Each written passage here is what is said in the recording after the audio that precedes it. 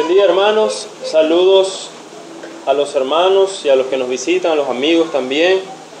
La gracia y la paz del Señor Jesucristo esté con todos los que invocan el nombre del Señor. Vamos a orar.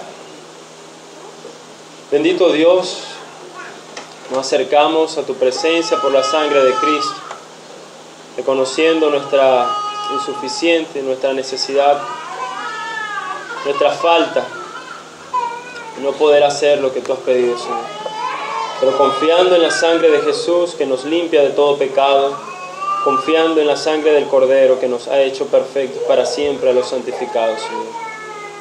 Queremos rogar tu bendición, tu favor en este tiempo, que con temor y temblor nos ayudes a estar atentos a tu palabra, que tu palabra, que es viva y eficaz, hable a nuestros corazones, oh Dios.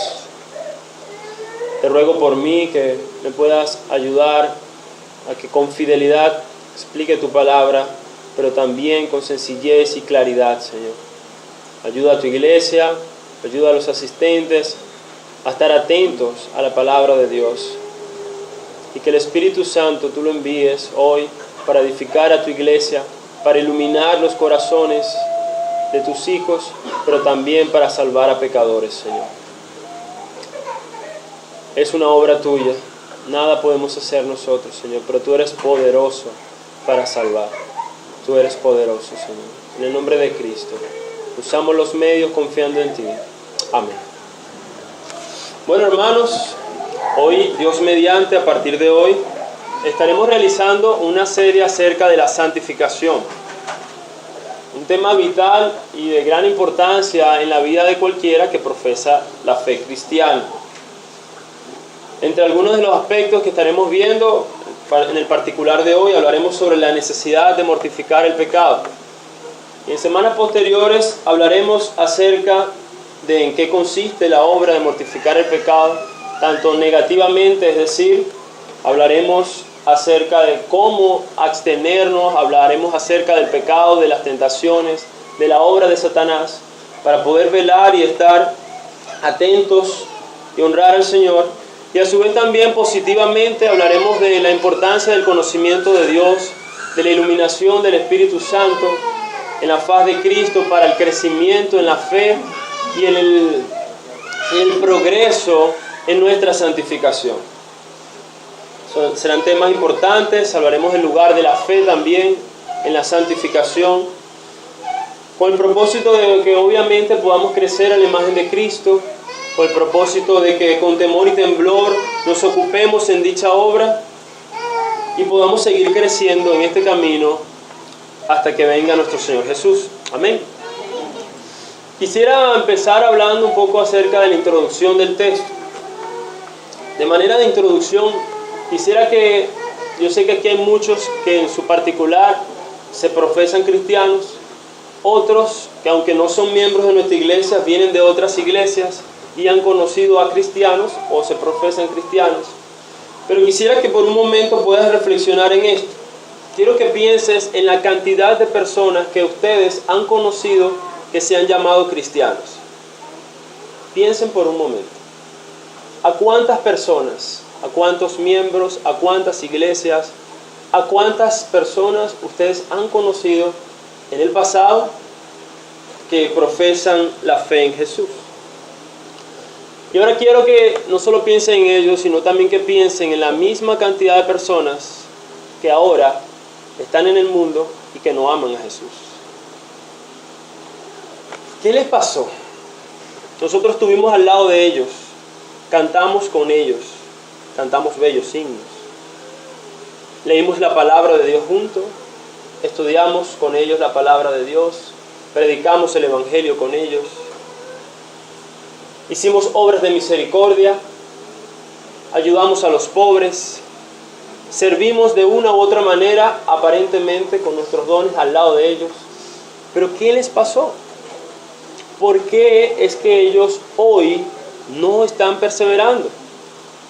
¿Por qué razón es que hay tantas personas llamándose cristianos y los vemos en cada lugar y en cada situación y por un momento, al final, pasado el tiempo, están nuevamente en el mundo?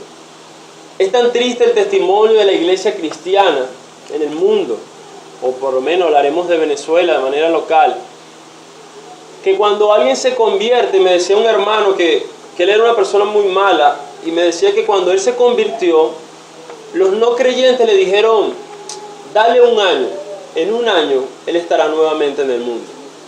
Así será el nivel de las personas que los no creyentes conocen a supuestos cristianos que duran un cierto tiempo, que van a la iglesia, que aparentemente hacen cambios, que le dijeron, en un año, déjalo, en un año él ya estará en el mundo. ¿Por qué? Porque es lo que ellos ven en la cotidianidad, porque es el testimonio de aquellos que nos profesamos cristianos, que vamos a una iglesia, que supuestamente estamos cambiando de un estilo de vida, que ahora estamos conociendo al Señor, y entra aquel orgullo espiritual, en cambio, en creernos superior a ellos, a los no creyentes, y para tristeza y para vergüenza de Cristo, que es lo que más importa, al final vuelven, como dice la Escritura, el perro vuelve a su vómito. Y se termina revelando su verdadera identidad, y al final despreciando al Señor. ¿Pero qué les pasó? ¿Por qué es que ellos terminaron en ese estado?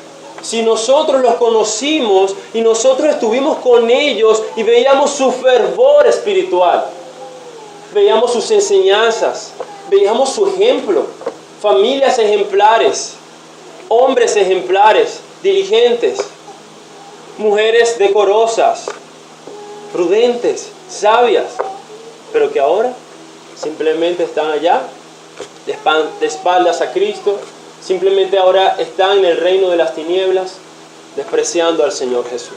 ¿Qué les pasó? Y para aún mayor vergüenza, porque de verdad que es tristeza, esta persona uno se las encuentra. Ayer estaba en la playa trabajando y me encontré uno de esos. Y me decía, no, es que yo soy un hermano bautizado, pero bueno, ahorita estoy descarriado. Yo soy bautizado y tenía su Nuevo Testamento. ¿Sabe? Ahí está un ejemplo sencillo. Había alguien que hasta fue bautizado, fue reconocido por una iglesia local como un creyente. Él hizo su profesión de fe en Cristo. Él dijo, sí, yo quiero seguir a Cristo, yo quiero morir a mí, yo quiero servirle solo a Él. Pero al final, ahí está, despreciando al Señor. ¿Qué pasó? Romanos 8, 12 al 14. Vamos a buscar el libro de Romanos 8, 12 al 14. Como dije, el tema de hoy, de esta primera serie, es la necesidad de mortificar el pecado. Romanos 8, 12 al 14 dice, así que, hermanos, somos deudores, no a la carne, para vivir conforme a la carne. Porque si vivís conforme a la carne, habréis de morir. Pero si por el Espíritu hacéis morir las obras de la carne, viviréis. Porque todos los que son guiados por el Espíritu de Dios, los tales son hijos de Dios. De manera sencilla, el versículo 13 nos habla de dos caminos. Usa un condicional sí, porque si vivís conforme a la carne, hay un destino. Dice claramente allí el texto, porque si vivís conforme a la carne, habréis de morir. ¿A qué se refiere esta muerte? Bueno, creemos que se refiere a la muerte espiritual o a la muerte eterna. Es decir, conforme al contexto, lo cual les vamos a explicar posteriormente, hablar de alguien que vive conforme a la carne es alguien que vive para complacer sus deseos pecaminosos. Es alguien que vive para sí mismo y no para Cristo, y principalmente es alguien o es una evidencia de alguien que no tiene el Espíritu de Dios. Y eso, como dije, lo vamos a ver un poco más adelante. Así que, ¿qué le pasó a este montón de personas que nosotros conocimos, que eran cristianos, que servían como líderes de jóvenes, que estaban en ministerios, pastores, maestros? Bueno, según Romanos 8:13 dice, ellos vivieron conforme a la carne. En otras palabras, ellos no mortificaron el pecado. Y el pecado les venció Y al final, como dice el texto, en 2 de Pedro, evidenció su verdadera naturaleza, su ausencia del espíritu, y evidenció que el perro vuelve a su vómito y la puerca lavada a su seno. Entonces, hermanos, cuando leemos dichas advertencias, o en este caso razones, por las cuales no deberíamos vivir conforme a la carne, y vemos en la realidad, porque esto no es cuento, esto no es que me lo invento, es que nosotros conocemos a tales personas. Nosotros las hemos conocido en el pasado a tales personas. Y ahora te pregunto, ¿crees tú que no puedes tú estar en el mismo lugar que ellos? ¿Crees tú que porque hoy estás en una iglesia de sana doctrina, porque sabes los 5 puntos del calvinismo, porque estás en una iglesia reformada, no puedes estar en el lugar de ellos? La autoconfianza y la negligencia en la mortificación del pecado, hermanos, puede llevarnos a estar allá. Sigue el texto, pero sí se contrasta, hay dos caminos, una alternativa, pero si por el Espíritu hacéis morir las obras de la carne, el resultado, viviréis. ¿Qué vida es esta? La vida espiritual. Evidenciará la vida espiritual de un creyente y por consecuente la vida eterna. O como dice Romanos capítulo 6, dice, pero ahora, versículo 22, habiendo sido libertados del pecado y hechos siervos de Dios, tenéis por vuestro fruto la santificación y como resultado la vida eterna. Esto es lo mismo. Así que en 2 caminos y en 2 vertientes se nos advierte a nosotros como creyentes y se nos muestra la necesidad, tanto negativamente, por un lado, como negativamente, bueno, advirtiéndonos, si no mortificas tu pecado, tu fin será la muerte eterna. Pero si mortificas tu pecado, tu fin será la vida eterna. Por eso hablo de 2 caminos que nos habla el texto. Ahora bien, quisiera que podamos echar un poquito la hoja atrás. Vamos ahí a Romanos capítulo 7. En el capítulo 7 nos dan algunas preguntas, hay algunas preguntas y respuestas importantes con respecto a la ley de Dios y lo que ella hace en las personas. Como dice Romanos 8, hay una clara afirmación, y la vamos a ver también, y es que solamente aquellos que tienen el Espíritu de Dios pueden mortificar las obras de la carne. Si alguien no tiene el Espíritu de Dios, dice el texto, lo vamos a ver, no es de Cristo, y el tal nunca podrá mortificar sus pecados. En Romanos capítulo 7, versículo 7 nos dice algunas cosas con respecto a la ley. Dice, ¿qué diremos entonces? ¿Que es pecado la ley? De ningún modo. Al contrario, yo no hubiera llegado a conocer el pecado si no hubiera sido por medio de la ley. Porque yo no hubiera sabido lo que es la codicia si la ley no hubiera dicho, no codiciarás. Estas preguntas, y cuando leemos el versículo 1 del capítulo 7, es porque Pablo se está dirigiendo a aquellos judíos, como dice allí, ¿acaso ignoráis, hermanos, pues hablo a los que conocen la ley, que la ley tiene jurisdicción sobre una persona mientras vive? Así que está hablando del propósito de la ley, y debemos recordar que los judíos tenían un entendimiento errado de la ley, y no comprendían a plenitud para qué era la ley, y las limitaciones de la ley. Y siempre hubo un gran conflicto en la iglesia primitiva, el primer siglo, entre las obras de la ley y la obra de fe. Por eso el libro de Gálatas, por ejemplo, se escribe con respecto a esto. Explicarnos que la salvación es por gracia y es por medio de la fe y no por las obras de la ley. Entonces, algo que nos dice allí acerca de la ley es que la ley, cuando nosotros la conocemos, cuando digo nosotros me refiero a los seres humanos, no estoy hablando aquí de creyentes, porque Pablo está hablando aquí en términos generales. Está diciendo, cuando alguien conoce la ley, lo que conoce es el pecado. Él dice, yo no supiera qué es la codicia Si la ley no dijera, no codiciarás. Este testimonio lo hemos experimentado nosotros. Cualquiera de nosotros que ha testificado el Evangelio, si alguna vez ha usado la ley de Dios, hay muchas personas no creyentes que no conocen muchos mandamientos de la ley de Dios. Y cuando uno se los expone, ellos, oye, yo no sabía que tal cosa era mala delante de Dios. Así que Dios usa su ley para decirle a la gente, mira, esto que tú estás haciendo, tus acciones son contrarias a la santidad, contrario a Dios. Y nos muestra en este caso el pecado, que es lo que dice Pablo. Dice, he llegado a conocer el pecado, no hubiera yo llegado a conocer el pecado si no hubiera sido por medio de la ley. Así que la ley, como dije, nos muestra el pecado. Pero ¿qué también hace la ley? Recuérdense que hay un contraste en Romanos entre gentiles y judíos. La ley también hace que cuando la gente la conoce, aviva sus deseos pecaminosos o los intensifica. ¿Cómo es eso? Versículo 8 dice, pero el pecado, aprovechándose del mandamiento, ¿cuál mandamiento? La ley de Dios, dice, produjo en mí toda clase de codicia, porque aparte de la ley, el pecado está muerto. Y en un tiempo, miren cómo dice Pablo, yo vivía sin la ley, es decir, no tenía un conocimiento completo de la ley de Dios.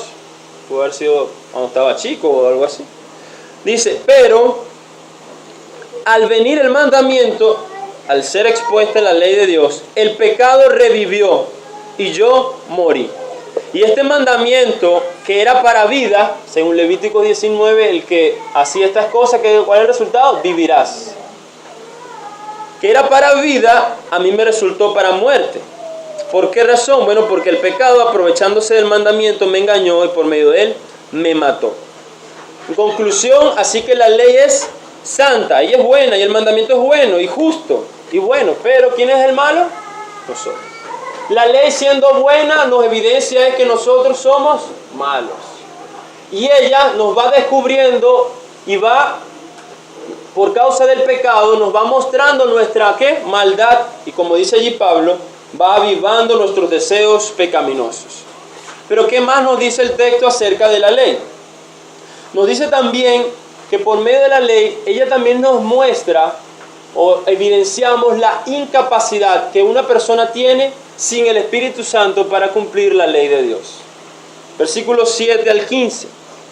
Perdón, 7:15. Dice, porque lo que hago no lo entiendo, porque no practico lo que quiero hacer, sino que lo que aborrezco, eso hago. Y si lo que no quiero hacer, eso hago, estoy de acuerdo con la ley, reconociendo que es buena. Así que no soy yo el que lo hace, sino el pecado que habita en mí. Cuando alguien conoce la ley de Dios, y repito, estoy hablando de un contexto general de todas las personas, y empieza a conocer los mandamientos de Dios, él tendrá el deseo de inclinarse a tratar de obedecerlo. Pero sin el Espíritu de Dios, esa persona se choca constantemente con una barrera que le dice, no puedes obedecer la ley de Dios. Tú sabes que no debes matar, pero matas. Tú sabes que no debes odiar, pero odias. Tú sabes que debes honrar a tu padre, pero lo deshonras. Y empieza y muestra, como dice allí Pablo, que los deseos que él tiene en su mente, cuando él está conociendo la ley de Dios, él quiere hacer esa voluntad, pero encuentra en sí sus deseos pecaminosos, una ley, como él lo llama, que combate a esto. Y en otras palabras, no lo deja hacer lo que ellos. En conclusión, Pablo termina diciendo que él es un miserable. Versículo 24. Miserable de mí, ¿quién me libertará de este cuerpo de muerte? Hasta el momento, Pablo le está diciendo a los judíos que tratando de buscar la justificación por la ley, por las obras de la ley, te encuentras en el estado, como él mismo lo dice, que eres un vendido al esclavo, que eres un esclavo o vendido al esclavo, como dice allí. Se encuentra con una incapacidad de obedecer esa ley. Al contrario, en vez de obedecerla, lo que hace es transgredirla. Y la pregunta que él dice es, ¿quién me va a libertar de este cuerpo de muerte? La buena noticia, dice allí versículo 25, gracias a Dios por Jesucristo, Señor nuestro. Como por eso decía que quienes vivían en la carne y satisfaciendo los deseos de la carne, como dice Romanos 8:13, Era evidencia que el Espíritu no estaba en ellos y que ellos estaban haciendo todo eso en sus esfuerzos humanos. Pero la buena noticia que dice Pablo a los creyentes es que por el Espíritu Santo, por la ley del Espíritu, esta esclavitud, esta desesperanza tiene esperanza. Dice Romanos capítulo 8, y hablaremos de lo que nos habla acerca del Espíritu. Dice, por consiguiente, en conclusión, no hay ahora condenación para los que están en Cristo Jesús, los que no andan conforme a la carne, sino conforme al Espíritu. ¿A quiénes no van a condenar? A los que andan en Cristo Jesús. ¿Quiénes son los que están en Cristo Jesús? ¿Todos los que se profesan cristianos? No. Él dice, los que andan conforme al Espíritu. O sea, hay un patrón de vida que él coloca que tiene relación con su profesión de fe. Si yo profeso seguir a Cristo, yo ando conforme al Espíritu. Esos son los que no tendrán ninguna condenación. La razón, ¿por qué? ¿Por qué los que están en Cristo Jesús, los que andan conforme al Espíritu, no tendrán condenación? Bueno, porque la ley del Espíritu, buenas noticias, la ley del Espíritu de vida en Cristo Jesús te ha libertado de la ley del pecado y de la muerte. Es una buena noticia. Hay una esperanza. La salvación, a veces solo hablamos en términos de la redención en un sentido futuro, solo bueno, iremos al cielo y todo eso. Pero la Biblia nos habla que parte esencial de la salvación es que libera a los pecadores de esa esclavitud al pecado en la cual están antes de venir a Cristo. Y eso son excelentes noticias. Y la buena noticia que le está diciendo Pablo a ellos es que mira, por la ley, por el camino de la ley, no hay ninguna manera de que tú puedas vencer al pecado. Pero por la obra del Espíritu, como dice allí, de vida en Cristo Jesús, te ha libertado de la ley del pecado y de la muerte. Ahora, ¿cómo te liberó de la ley del pecado y de la muerte? Por la obra del Espíritu de Cristo. Versículo 3, pues lo que la ley no pudo hacer, ya que era débil por causa de la carne, Dios lo hizo. ¿Cómo lo hizo? Bueno, enviando a su propio Hijo en semejanza de carne de pecado, y como ofrenda por el pecado, condenó al pecado en la muerte, para que el requisito de la ley se cumpliera en nosotros, que no andamos conforme a la carne, sino conforme al Espíritu. Hermanos, son buenas noticias cuando entendemos que cuando Cristo fue crucificado en la cruz, dice, y con Él, todos los que han sido bautizados en Él, dice Romanos 6, en su muerte fueron bautizados. ¿Y para qué? Así como Él resucitó de entre los muertos para renovación de vida, así también aquellos que resucitaron o que Cristo le ha dado nueva vida, también tengan novedad de vida. Fíjense, volvamos otra vez a Romanos 7, versículo 4. Dice, por tanto, hermanos míos, también a vosotros os hizo morir a la ley por medio del cuerpo de Cristo, para que seáis unidos a otro, aquel que resucitó de entre los muertos, a fin de que llevemos fruto para Dios. Porque mientras estábamos en la carne, las pasiones pecaminosas despertadas por la ley actuaban en los miembros de nuestro cuerpo a fin de llevar fruto para muerte. Entonces, contrasta antes de Cristo y su obra, y cómo por la obra de Cristo y cuando hemos sido unidos a Cristo morimos a la ley, y por medio de su Espíritu entonces los creyentes tienen la posibilidad, la certeza de poder mortificar el pecado, que era la buena noticia de los dos caminos que nos dice en Romanos 8:13. Y lo repetimos, dice, pero si por el Espíritu hacéis morir las obras de la carne, viviréis. Así que, hermanos, si nosotros profesamos la fe cristiana, si nosotros decimos que el Espíritu Santo mora en nosotros, hermano, Dios te ha dado el poder para vencer al pecado. Si tú en este momento no estás venciendo el pecado, se debe a tu negligencia. O, como dije anteriormente, o quizás la obra del Espíritu no esté en ti. Porque es lo que dice allí el texto. Versículo 9, sin embargo, vosotros no estáis en la carne, sino en el Espíritu, si en verdad el Espíritu de Dios habita en vosotros. Pero si alguno no tiene el Espíritu de Cristo, el tal no es de él. Son afirmaciones claras e importantes que entender. Por eso repito, si nosotros creemos que Dios nos ha dado su Espíritu, si hemos recibido el testimonio de su Espíritu, si vemos en nosotros el fruto del Espíritu, Dios nos ha dado a su Espíritu, nos ha hecho hijos de Dios y nos ha dado el poder para mortificar el pecado, hermanos. Bien. Versículo 12 dice: así que, hermanos, somos deudores, ¿no a quién? No a la carne, por esa razón, porque es por la obra de Cristo, por el Espíritu de Cristo que nos ha dado el poder para vencer el pecado. Por eso tú no te debes, como si fueras un siervo, deberte a la carne o a tus deseos pecaminosos, sino al Espíritu.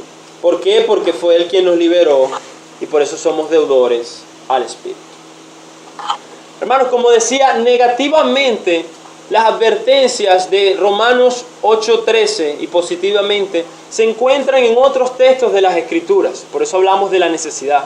Si volvemos a preguntarnos por qué debemos mortificar el pecado, ¿por qué yo debo mortificar el pecado? Vamos a verlo en un sentido negativo. Vamos a ir a Mateo 5:30. Mateo capítulo 5, versículo 30.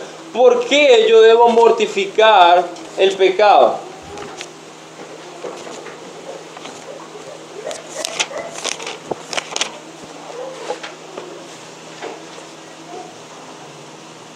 Dice el texto: y si tu mano derecha te es ocasión de pecar, córtala y échala de ti, porque te es mejor que se pierda uno de tus miembros y no que todo tu cuerpo se vaya al infierno.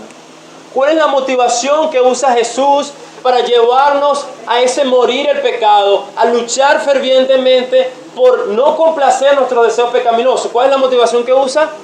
Te vas a ir al infierno. No es juego, hermanos. No es juego. Si esto es juego y esto no es verdad, Jesús es un mentiroso. Si lo que Él ha dicho no es cierto, Él es un falso, Él es un engañador, como hemos aprendido en los grupos pequeños. Él es un falso maestro, Él no es digno de nuestra confianza y estamos aquí perdiendo el tiempo. Pero tan cierto, es más cierto de que tú y yo existimos, de que hoy estamos acá, es que Jesucristo es el Hijo de Dios, la segunda persona de la Trinidad. Es el Rey de Reyes y Señor de Señores. Es quien ha logrado la redención de nuestros pecados. Y es el que también le dice a su pueblo: debes mortificar tu pecado porque si no, te vas a ir al infierno. Gálatas 5, 19 al 21. Vamos a ir a Gálatas. Cómo estas mismas advertencias nos deja la Escritura para decirnos de una u otra manera: no te confíes, no creas que ya está todo hecho, no creas que aquí tú puedes hacer lo que te da la gana y por qué, ya igual Dios te ha justificado por los méritos de Cristo. Cuidado.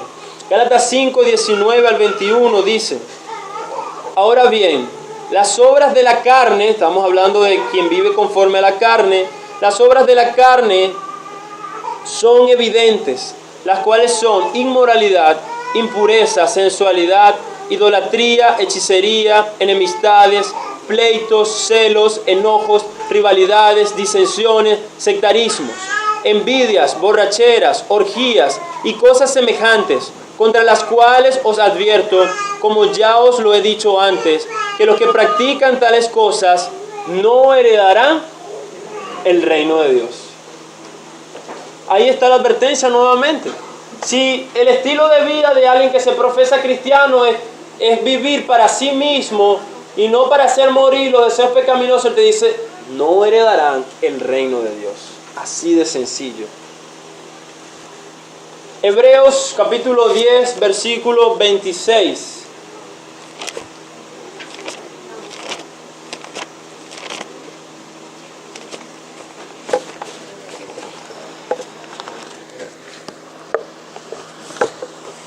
Hebreos capítulo 10, versículo 26 al 31. Nuevamente una advertencia. Y nos dice: porque si continuamos pecando deliberadamente, después de haber recibido el conocimiento de la verdad, ya no queda más sacrificio alguno por los pecados, sino cierta horrenda expectación de juicio y la furia de un fuego que ha de consumir a los adversarios. Cualquiera que viola la ley de Moisés muere sin misericordia por el testimonio de 2 o 3 testigos. ¿Cuánto mayor castigo pensáis que merecerá el que ha hollado bajo sus pies al Hijo de Dios y ha tenido por inmunda la sangre del pacto por la cual fue santificado y ha ultrajado al Espíritu de gracia? Pues conocemos al que dijo: mía es la venganza, yo pagaré, y otra vez el Señor juzgará a su pueblo. Horrenda cosa es caer en las manos del Dios vivo. Las mismas advertencias, hermanos. Gente deslizándose en el contexto de los hebreos con despreciar a Cristo y volver al judaísmo, volver a su antiguo estado, y Él les advierte. El propósito de esta advertencia era ganárselos. Era decirles: si perseveras en esta actitud pecaminosa, esto es lo que te espera. Pero vuélvete a Cristo y persevera para que hallemos las promesas. De la misma manera, hermanos, la Biblia usa esto con nosotros. Nos advierte tanto con el castigo o con las amenazas del infierno para hacernos temer, pero también nos advierte o nos da promesas para motivarnos a mortificar el pecado de manera positiva. Un ejemplo de eso lo vemos en Hebreos capítulo 12, allí mismo, versículo 14. Positivamente, ¿por qué debemos mortificar el pecado? Ya vimos negativamente. Bueno, negativamente porque me voy al infierno. Porque si persisto en mi estilo de vida pecaminoso, lo que me espera es el llorar y el crujir de dientes. Pero positivamente, ¿cómo Dios busca persuadir a su pueblo para que mortifique su pecado? Hebreos 12, versículo 14 dice: busca la paz con todos y la santidad, sin la cual nadie verá al Señor. ¿Qué nos coloca adelante como motivo para buscar la santidad y la paz? Ver al Señor. ¿No es esa la esperanza del creyente? Ver a Cristo, conocerle por fin poder estar en la presencia del Rey. ¿No es esa nuestra esperanza? Él le dice: bueno, ¿quieres ver al Señor? ¿Quieres verle cuando mueras? ¿Quieres estar en su reino? Busque la santidad, sin la cual nadie verá al Señor. Positivamente, vamos nuevamente a Mateo capítulo 5.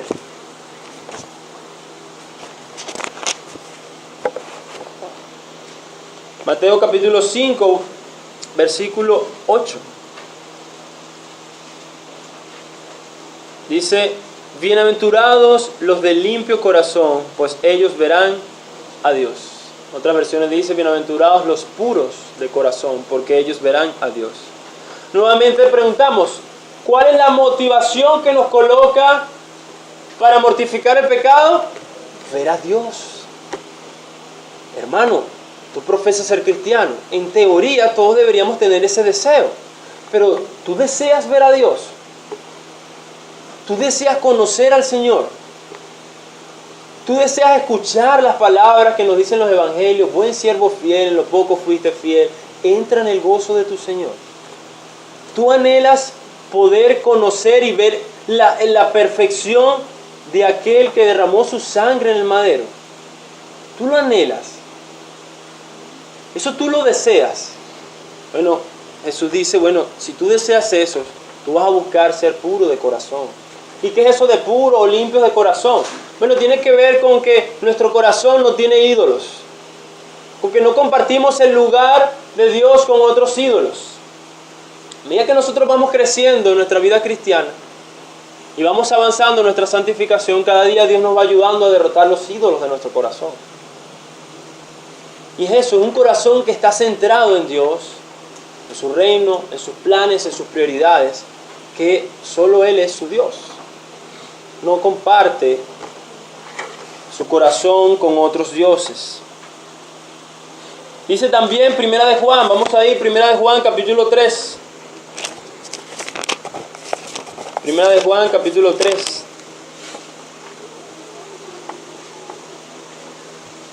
Primera de Juan capítulo 3, versículo 2 y versículo 3. Dice: amados, Ahora somos hijos de Dios y aún no se ha manifestado lo que habremos de ser. Pero sabemos que cuando Él se manifieste, seremos semejantes a Él porque le veremos como Él es.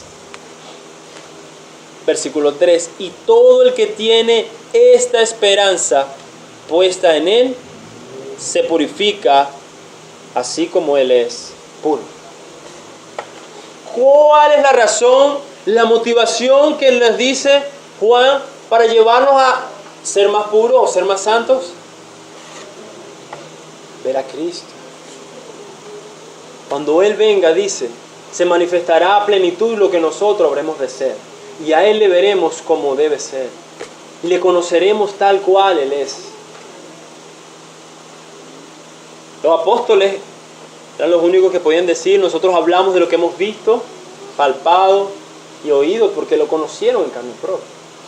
Pero los demás que no conocieron al Señor Jesús, solo creemos en Él, aunque no lo hemos visto, como también dice Pedro, que amamos al Señor Jesús con un amor inexplicable o inefable, aun cuando no lo hemos visto. Pero bueno, Juan nos dice, bueno, cuando Cristo venga, tú eres un hijo de Dios, y cuando Cristo venga se va a manifestar lo que verdaderamente es la plenitud de lo que nosotros estamos llamados a ser. Y cuando Él venga, tú lo vas a ver a Él tal como Él es. Él dice, si tú tienes esa esperanza, purifícate a ti mismo, así como Él es puro. Te da la comparación.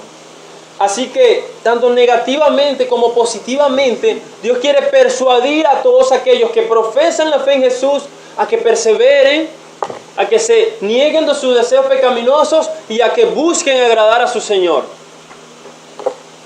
¿Para que qué? Para que puedan heredar las promesas. Apocalipsis capítulo 21.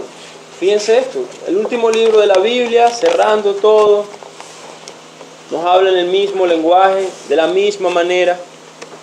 21, versículo 3 al 7, dice: Entonces oí una gran voz que decía desde el trono: He aquí el tabernáculo de Dios, está entre los hombres, y Él habitará entre ellos, y ellos serán su pueblo, y Dios mismo estará entre ellos.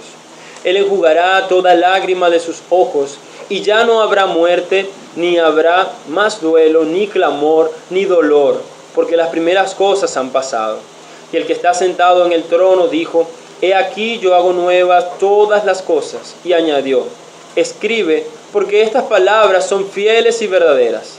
También me dijo: Hecho está, yo soy el alfa y la omega, el principio y el fin. Al que tiene sed, yo le daré gratuitamente de la fuente del agua de la vida. El vencedor heredará estas cosas, y yo seré su Dios, y él será mi hijo. ¿Ven? Nos anima, nos muestra, esta es la realidad que nos espera. Esta es la esperanza que nos espera. Esto es lo que yo he prometido. Pero el vencedor heredará esas cosas.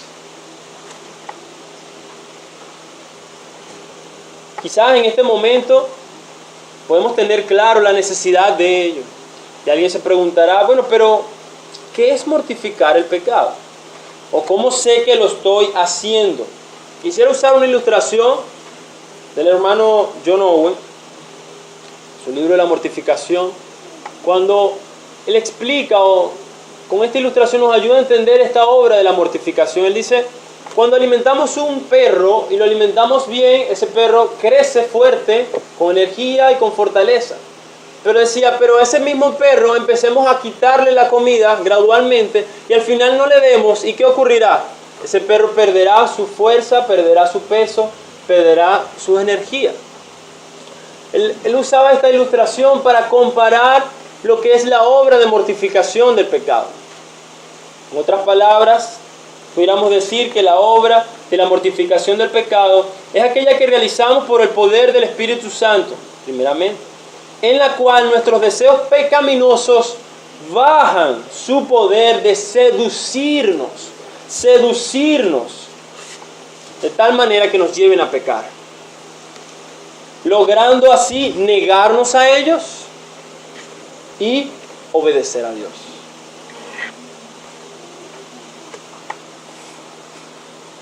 Hermanos, una pregunta o una manera de nosotros saber si estamos mortificando el pecado puede ser esta. Piense allí. Piense en 3 pecados que usted tenía antes de ser cristiano. Algo que lo caracterizaba a usted.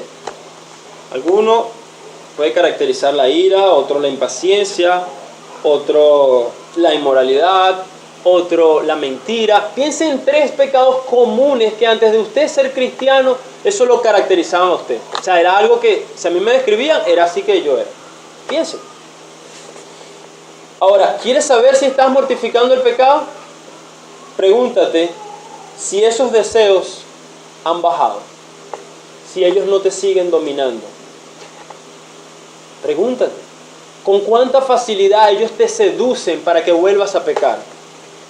Pregúntate, ¿con cuánta facilidad tú sucumbes cada vez que te viene la tentación sobre ese pecado? Pregúntate. Porque si tú no ves, desde que antes eras no cristiano y ahora creyente, que esos deseos han menguado, que por el poder del Espíritu tú ahora te niegas con una mayor facilidad ante esos pecados y puedes obedecer a Dios, hay que examinarlos. Porque la Biblia nos dice que por el Espíritu sí tenemos dicho poder. Hay que examinar el resto de nuestra vida, a ver si son solo ciertos ídolos que tienes en tu corazón aún, o a ver si simplemente es que no tienes la obra del Espíritu. Porque claramente la Escritura nos dice que por el poder del Espíritu podemos mortificar esos deseos. Es decir, o hacer morir. En otras palabras, debilitarlos. De tal manera que ellos no nos seduzcan y nos dominen. Porque eso era lo que antes, sin el Espíritu, no podíamos hacer. Ya leíamos en Romanos 7, que la ley, cuando conocimos un montón de cosas, lo que nos dijo, mira, todos estos son los requisitos. Y después nos encontramos, si no éramos creyentes, con una pared imposibilitados de cumplir la ley de Dios. Pero por el Espíritu, sí tenemos el poder para vencer esos deseos pecaminosos, para hacerlos morir. Miren el lenguaje de Pablo que nos da en 1 Corintios capítulo 9 sobre la mortificación del pecado. 1 Corintios capítulo 9. Versículo 24 al 27. 1 Corintios capítulo 9, versículo 24 al 27. Dice: ¿no sabéis que los que corren en el estadio, todos en verdad corren, pero solo uno obtiene el premio? Corred de tal modo que ganéis. Y todo el que compite en los juegos se abstiene de todo. Ellos lo hacen para recibir una corona corruptible, pero nosotros una incorruptible. Por tanto, yo de esta manera corro, no como sin tener meta. De esta manera peleo, no como dando golpes al aire, sino que golpeo mi cuerpo y lo hago mi esclavo, no sea que habiendo predicado a otros, yo mismo sea descalificado. ¿Ven? Fíjense cómo se expresa la obra de la mortificación. Él entiende que él debe hacer morir sus deseos pecaminosos. Y él dice, mi meta, yo corro la carrera cristiana con una meta. Mi meta es que mis deseos pecaminosos no me dominen y no me controlen. Porque no sea que habiendo yo predicado a otros, al final sea descalificado. Y aquí descalificado, usando el lenguaje y la ilustración que él está haciendo, es obviamente irse al infierno. Pero Pablo no es el que nos habla de la seguridad de salvación. Pablo no es el que nos dice salvo por gracia y todo eso. Sí, pero también es el mismo que nos dice que nosotros tenemos la responsabilidad de mortificar nuestro pecado.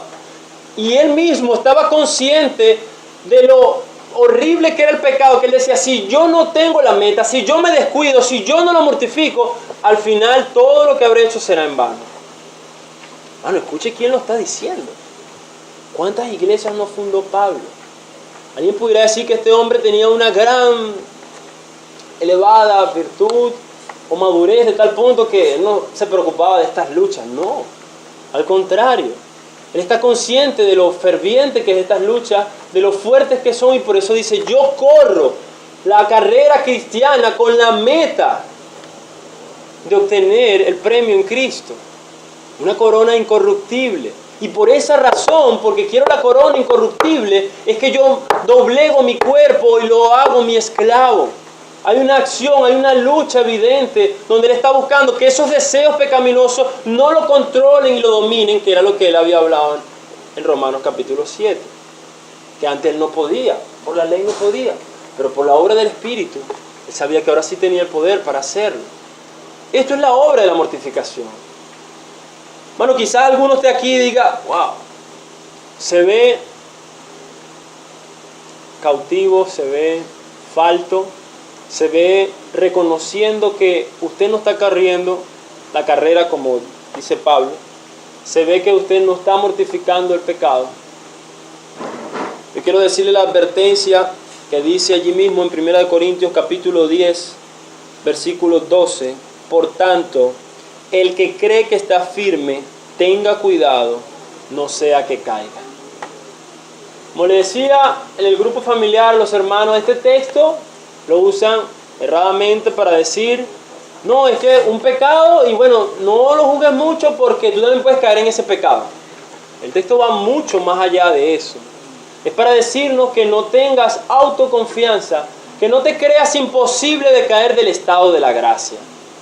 Porque los ejemplos, y lo vamos a ver ahorita, que nos dan en los versículos anteriores, eran del pueblo de Israel que experimentó los milagros más extraordinarios que nosotros decimos, wow, imagínate estar parado en el pueblo de Egipto y ver las plagas cayendo, viendo el poder de Dios destruyendo a estas personas para liberar al pueblo. Imagínense estar parados, acorralados con un ejército corriendo detrás de nosotros para matarnos y ver la imposibilidad humana de tener el mar rojo al frente y decir, ¿y ahora qué hacemos?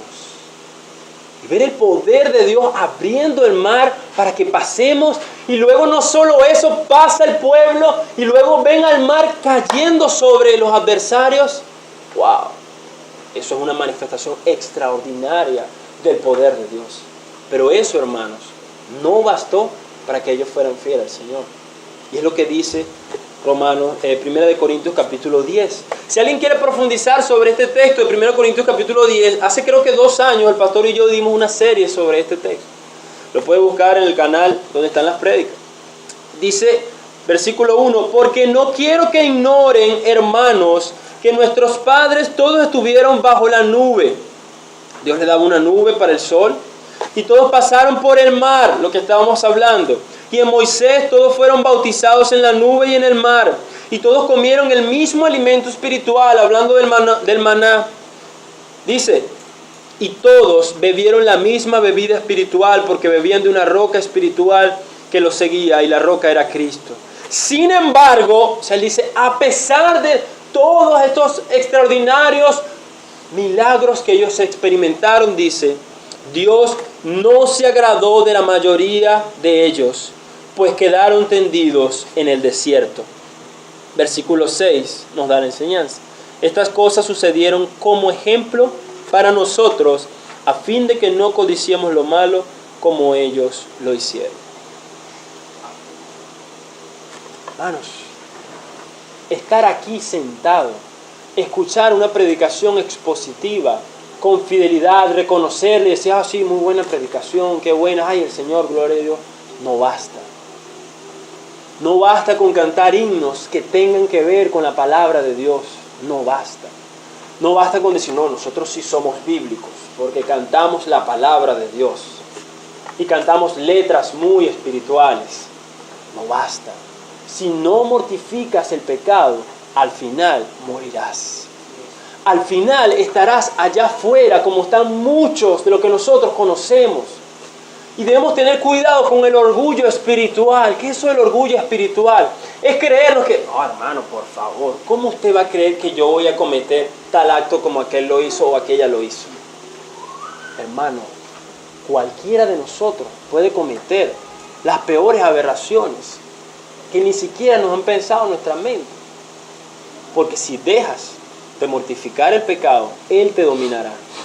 Y al final te llevará a la muerte. Te llevará a la muerte. Vamos a hablar, ya casi concluyendo, sobre ejemplos. Quiero que preste atención, ejemplos que nos da la Biblia, yo digo, de casi cristianos. Gente que si nosotros hubiésemos estado allí, ese es un hombre de Dios. Empecemos con Balaam. Quien no lo conoce, fue un profeta. Se encuentra, anote ahí para los que anotan, en Números 22 a Números 24. Léanlo en su casa. Cuando usted lee estos capítulos, usted ve a este hombre con una ferviente obediencia a Dios. A él lo contratan prácticamente para que hable mal o diga maldiciones contra Israel. Y él dice, no, yo diré solo lo que el Señor me diga. Escuche bien, este hombre recibió la visión de Dios, escuchó la voz de Dios y profetizó en nombre de Dios, ojo, con fidelidad. ¿Alguna vez usted ha escuchado la voz de Dios? No. ¿Alguna vez usted ha profetizado, ha visto la visión así como Juan en el Apocalipsis? No. Bueno, él sí lo vio. En teoría uno dice, wow, qué hombre de Dios, tan cerca que caminó de Dios. Y decía el texto, y el Espíritu del Señor vino sobre Balaam. Wow, el Espíritu vino sobre Balaam. Wow. Y uno, hasta ese momento, recuerdo la primera vez que leía esa parte del número y decía, wow, pero qué hombre tan... De repente, usted se va allí mismo en Número, después de decirle eso, vaya ahora al Número capítulo 31 y ver todo esto que se ve tan prodigioso, tan digno de ejemplo, con una obediencia al Señor, por encima del Señor todo. Capítulo 31, versículo 16. Dice, he aquí, estas fueron la causa de que los hijos de Israel, por el consejo de Balaam, fueran infieles al Señor en el asunto de Baal Peor, por lo que hubo plaga entre la congregación del Señor. Este evento que está haciendo alusión lo va a encontrar usted en Números 25, cuando las mujeres moabitas sedujeron a Israel y se adoraron a Baal Peor. En Números 25 usted no lee que fue Balaam quien dio el consejo a los moabitas para poder dañar a Israel. Pero Moisés nos dice en el capítulo 31, eso ocurrió porque Balaam los incitó a ellos, les dijo cómo hacerlos caer. ¿Qué pasó con ese que estaba fiel al Señor? ¿Qué pasó aquel con que estaba recibiendo la palabra de Dios? Con aquel que venía el Espíritu sobre él, ¿qué pasó con él? Fue seducido, fue dañado, cortado y al final sucumbió ante el pecado. Fíjense cómo lo dicen los otros textos de la Escritura. Segunda de Pedro 2:15 sobre Balaam. Segunda de Pedro 2:15.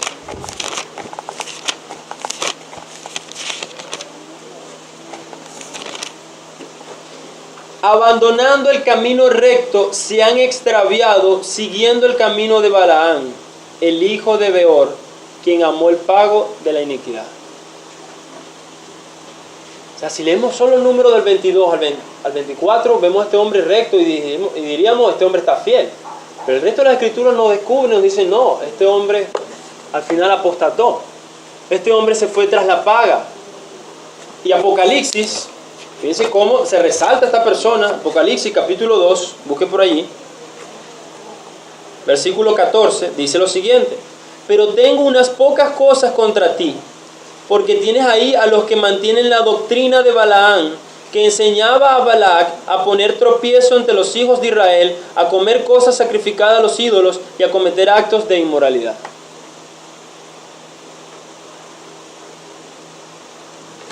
¿Qué pasó?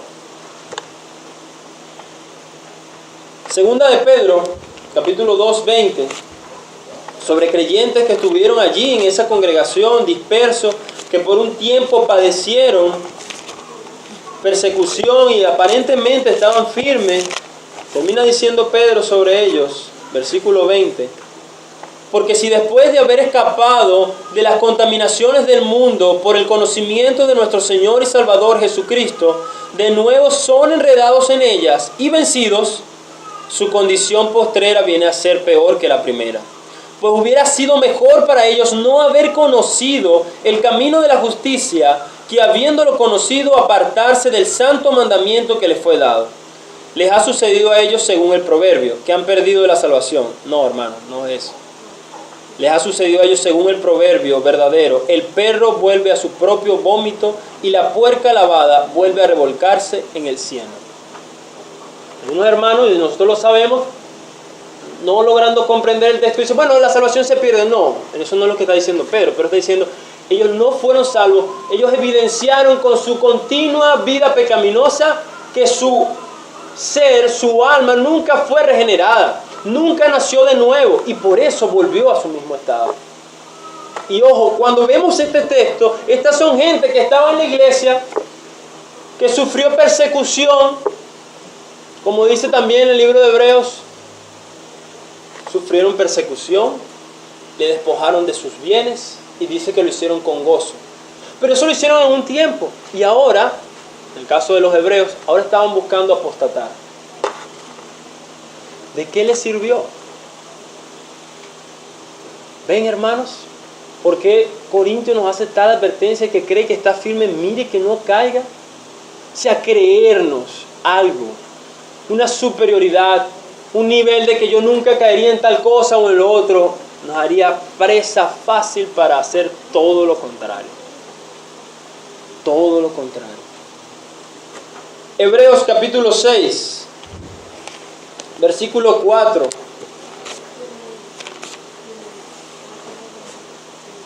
Al 6 dice, porque en el caso de los que fueron una vez iluminados, que probaron el don celestial y fueron hechos partícipes del Espíritu Santo, que gustaron la buena palabra de Dios y los poderes del siglo venidero, pero después cayeron, es imposible renovarlos otra vez para arrepentimiento, puesto que de nuevo crucifican para sí mismos al Hijo de Dios y lo exponen a la ignominia pública. ¿Ven, hermanos? Gente profesando la fe, siguiendo a Cristo, habiendo aparentemente un gran fervor, soportando las tribulaciones, soportando las persecuciones, como en el caso de los hebreos. Dice en el capítulo 10, recuérdense de las cosas pasadas cuando ustedes hasta soportaron que les quitaran los bienes de su casa. ¿Usted ha pensado que aquí en esta situación venga una persecución y le quiten bienes de su casa por la causa de Cristo? Nosotros nunca lo hemos experimentado. Pero sería muy difícil si a veces nos roban un celular y estamos llorando. Esa es la verdad. Bueno, imagínense sufrirlo y que te los quiten injustamente por la causa de Cristo. Bueno, y dice Hebreos 10 que ellos lo soportaron con gozo. O sea, uno dice, wow, qué fervor, qué pasión de estos hermanos. Pero ahora estos mismos están coqueteando con despreciar a Jesús, aquel que estuvieron dispuestos a soportar vituperio, sufrimiento y hasta las pérdidas materiales. ¿Qué pasó? ¿Qué pasa, hermanos? Hermanos cercanos, Judas anduvo con el Señor Jesús, de los 12 apóstoles. Mire, para los que no saben, dice la Biblia que a Judas le dieron las finanzas. ¿Sabe a quién se le dan las finanzas, verdad? A alguien que tiene mucha confianza. Mucha confianza. O sea que dentro de los 12, él no era alguien de que se desconfiaba. Judas es un hombre confiable. Yo le daré las finanzas. Al final, alguien podrá decir, bueno, pero que estaba predestinado para eso. No vamos a entrar en ese tema, vamos a hablar de otro más cercano. Vamos a hablar de Demas. Colosenses capítulo 4. Era apostólica. Viajes misioneros de Pablo. Pablo está preso. Está escribiendo la carta a los Colosenses. Capítulo 4, versículo 14 dice: Lucas, el médico amado, los envía saludos. Y también Demas. ¿Dónde estaba Demas? Con Pablo y con Lucas. ¿En dónde? En la cárcel, ayudando al apóstol Pablo, sirviéndole al apóstol Pablo. Vamos a ir a Filemón. Filemón, versículo 24.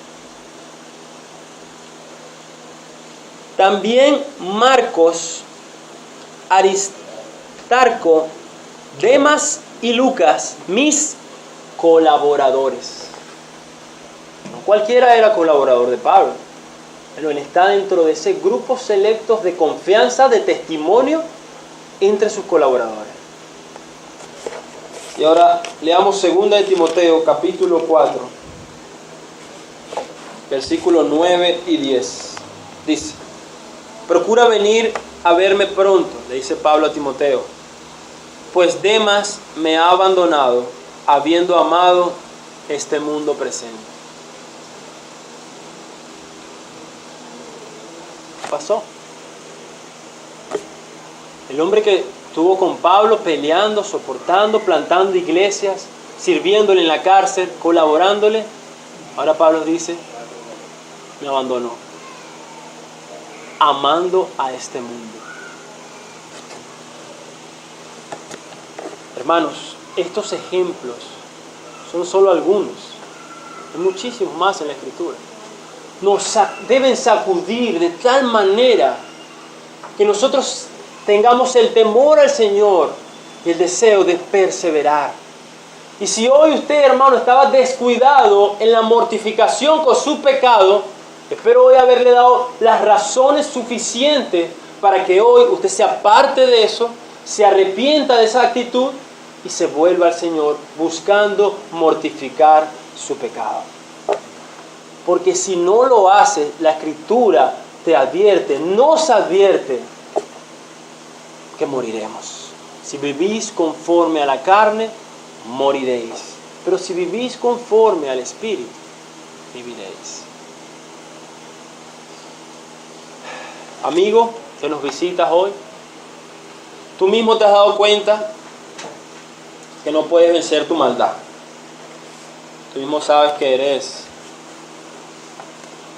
un violador de la ley de Dios, un transgresor.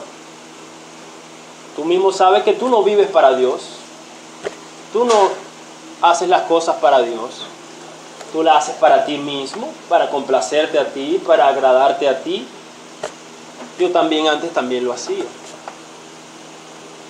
Amigo, la Biblia te dice que tú no podrás salir de esa esclavitud del pecado. Jamás por ti mismo podrás salir de la esclavitud al pecado. Inténtalo y verás que no ocurrirá. Pero las buenas noticias, amigo, las buenas noticias, nos dice Juan capítulo 8. Las buenas noticias que nos dice Juan es la siguiente: y conoceréis la verdad y la verdad os hará libres. Ellos le contestaron: somos descendientes de Abraham y nunca hemos sido esclavos de nadie. ¿Cómo dices tú, seremos libres? Jesús le respondió: en verdad os digo que todo el que comete pecado es esclavo del pecado. Y el esclavo no queda en la casa para siempre, el Hijo sí permanece para siempre. En conclusión, así que si el Hijo te hace libre, seréis verdaderamente libres. La salvación en Cristo, amigo, da la esperanza de que tu pecado, tu maldad, no solo será perdonada, sino que serás libertado de dicha esclavitud. Por el poder de Cristo, por la obra del Espíritu Santo, cuando Él nos hace nacer de nuevo, entonces nosotros somos salvos de esa ley que nos dominaba, lo que dice Romanos capítulo 6. Habiéndonos libertados de la ley, el pecado, de la esclavitud al pecado, tenemos por vuestro fruto la santificación y como resultado la vida eterna. Solo en Cristo podrás hallar el perdón de tus pecados. Solo en Cristo hay poder, como dice la canción, para vencer al pecado. Y Él lo garantiza por medio de la obra de Él en la cruz, por el poder del Espíritu Santo. Y es ese mismo Jesús que murió en la cruz y que resucitó de entre los muertos al tercer día, quien Dios lo ha hecho y lo ha exaltado Rey y Señor de la creación, quien manda a todos los hombres en todo lugar a que se arrepientan de sus pecados y confíen en Él y tendrán vida eterna. Estas son las buenas noticias. Oremos. Bendito Dios, con temor y temblor, hoy estamos acá, Señor. Primero darte gracias por tu palabra, gracias por este tiempo. confiando en que lo que tú has prometido así ocurrirá. Tú has prometido que tu palabra no volverá vacía. Obra, tu palabra es viva y eficaz. Obra en tu pueblo y ayúdanos a temer. Ayúdanos a amarte de todo corazón. Ayúdanos a negarnos a nosotros mismos y a vivir para ti, Señor. Con la esperanza, con el anhelo, con la motivación de heredar ese reino, de verte un día cara a cara, de estar en la misma presencia del Señor, con un cuerpo redimido y perfecto, donde por fin te podremos honrar de manera perfecta, con una obediencia que es digna de ti, Señor. Ayuda a tu iglesia, salva a pecadores, en el nombre de Cristo. Amén. Bueno, estén orando, hermanos. La semana que viene, Dios mediante, seguiremos con la serie. Hablaremos de la obra de la mortificación del pecado en el sentido negativo. Si no trajo donde anotar, traiga para anotar y reflexionemos en su palabra hoy predicada. Amén.